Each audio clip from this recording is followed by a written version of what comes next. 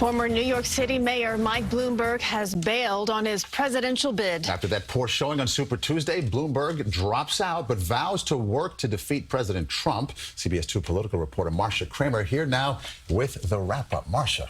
Well, Maurice, he did the math, data-driven technocrat that he is, and realized he had no shot at getting the nomination.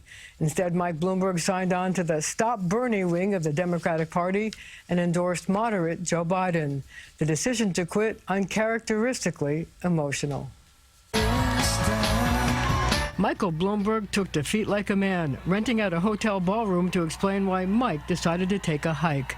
It was an emotional moment for the normally reserved New Englander, the poignancy exemplified by the public kiss he gave girlfriend Diana Taylor when it was over. Today, I am clear-eyed about our overriding objective, and that is victory in November. The billionaire made clear he's still in the hunt for Donald Trump's scalp, is committed to using his staff and organization to help the man he endorsed, Joe Biden, prevail, adding his firepower to other moderate Democrats apparently alarmed at the prospect of Bernie Sanders, a self-proclaimed socialist, at the top of the ticket.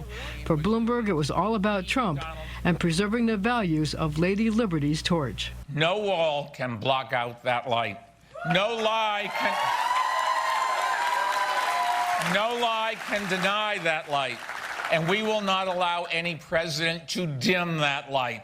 From the start, Bloomberg relied on an unusual and untested strategy. Skip the early primaries and dump a whole lot of dough, more than 500 million simoleons, on Super Tuesday. It was a bad bet. He failed to take any of the 14 Super Tuesday states up for grabs, won American Samoa, and at last count squeezed out just 31 delegates. It didn't help that he was on the defensive about his controversial stop-and-frisk policies and on the defensive about charges his company was a hostile workplace for women. I'd like to talk about who we're running against.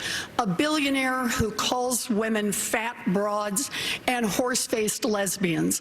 And no, I'm not talking about Donald Trump. I'm talking about Mayor Bloomberg. President Trump tried to rub salt in the wound, tweeting of the man he called Mini Mike, "I could have told him long ago that he didn't have what it takes, and he would have saved himself $1 billion, the real cost." Political expert John Zogby said the campaign was doomed from the start. The legacy of this campaign will be that he got Joe Biden to step up to the plate. Well, Mike Bloomberg once said there were only 3 jobs in politics that interested him: mayor of the city of New York, president of the United States, and president of the World Bank. Who knows? If Joe Biden defeats Trump, Bloomberg may get a consolation prize. Maurice and Christine. It just seemed after the first debate, it was pretty much, it was downhill from there, right? Well, he didn't inspire people, and people were looking for that spark and that fire, and that was difficult. This wasn't meant to be. All right, Marcia, Thank you, Marcia. Thank you.